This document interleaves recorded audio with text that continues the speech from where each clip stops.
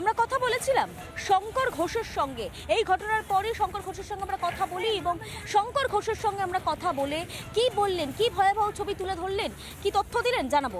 দেখুন, শঙ্কর ঘোষ কার্যত তিনিও আক্রান্ত হয়েছেন। খগেন মুর্মুর এই মুহূর্তে চোখের উপরে এবং নিচে গভীর ক্ষত রয়েছে। মালবাজারের শহরের হাসপাতালে এই মুহূর্তে থেকে ট্রান্সফার করা হচ্ছে, রেফার করা হয়েছে। শঙ্করবাবু, কি অবস্থা? প্রথমে জানবো আপনি ঠিক আছেন কিনা। সারা শরীরে কাচের গুঁড়ো, তো স্বাভাবিকভাবে এখন আমার প্রথম কাজ হচ্ছে খগেনদাকে এখান থেকে নিয়ে গিয়ে বড় হসপিটালে নিয়ে যাওয়া। যেভাবে ব্লিডিং হয়েছে এবং হয়ে যাচ্ছে, সো আগে ওখানে পৌঁছাই, তারপরে বলি। 100 বার একদম এইভাবে এই যে এই দিয়ে মেরেছে এখানে, এই দেখুন আপনারা মানে এই ইট পাথর দিয়ে মনে হলো এই প্রথম মানে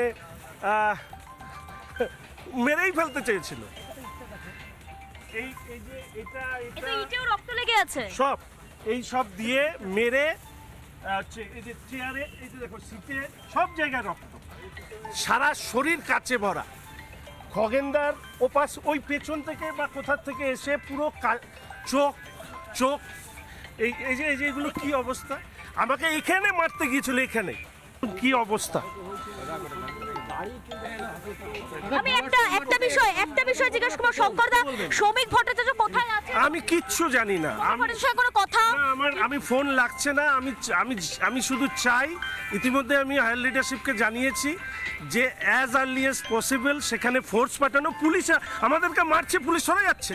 কেন্দ্রের সরকার, মাননীয় প্রধানমন্ত্রী, দেশের স্বরাষ্ট্রমন্ত্রী, আমাদের সাংসদ সবাই মিলে যখন আমরা এই কথাটা বারবার করে বলছি যে আমরা সহযোগিতা করতে চাই, কেন্দ্রের সরকারের সহযোগিতা নিতে চাই, এত বড় প্রাকৃতিক বিপর্যয়, সেখানে আমরা শুধুমাত্র বিজেপি করি বলে খুন করতে চাই। আজকে বাটাম যদি আমার মাথায় পড়তো, আমি ভেতরে না ঢুকে যেতাম, তাহলে তো আজকে ছিল এরা দিদির সৈনিক বলে আমাদের উপরে আক্রমণ করে। ত্রাণ দিতে গিয়ে সামান্য ত্রাণ দিতে গিয়ে আক্রান্ত হতে হলো। এমনই আক্রান্ত হতে হলো যে কারো খগেন মুর্মুর চোখের কাছাকাছি পেটে কাছাতে রক্ত বেরোচ্ছে এবং সেখান থেকে ধাক্কা মারতে মারতে সংসদ বিধায়কদের কাছে তো বের করে দেওয়া হচ্ছে। কিন্তু মমতা বন্দ্যোপাধ্যায় কুলু পাঁটলেন এটা নিয়ে। শুধু বললেন 30-40টা গাড়ি নিয়ে যদি যায় তাহলে সেক্ষেত্রে তো মানুষ ক্ষুব্ধ হবেই। যদি ত্রাণ দিতে যায়, যদি বিজেপির বা যে কোনো বিরোধী দল যদি সেখানে ত্রাণ নিয়ে যায়, দুর্যোগে যারা পীড়িত মানুষ তাদের পাশে দাঁড়াতে যায়, তাহলে কি গুন্ডামি, অসভ্যতা সত্যি করা যায়? কি বললেন মমতা বন্দ্যোপাধ্যায়, কিভাবে সাফাই দিলেন তিনি, শুনুন।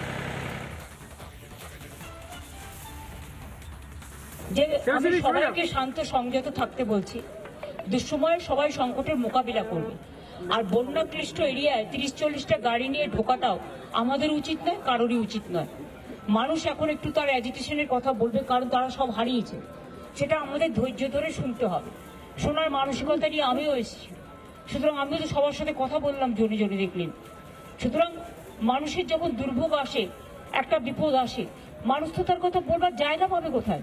কেউ আসলে বলে, আর কেউ যদি সেটা না শুনে শুধু ফটোশুট করে বেরিয়ে যায়, তাহলে তো সেটা মুশকিল। আমি তো দেখলাম সবার সাথে কথা বললাম, তারপরে আপনাদের কাছে এলাম। আমি তো ফটোশুট করতে আসিনি, আমি মানুষের দুর্যোগটা শুনতে এসেছি। নানা ধরনের কন্টেন্ট দেখার জন্য লাইক করুন, শেয়ার করুন আমাদের ফেসবুক পেজ, সাবস্ক্রাইব করুন আমাদের ইউটিউব চ্যানেল। পাশাপাশি অন্যান্য ব্রেকিং নিউজের জন্য অবশ্যই চোখ রাখুন রিপাবলিক বাংলায়।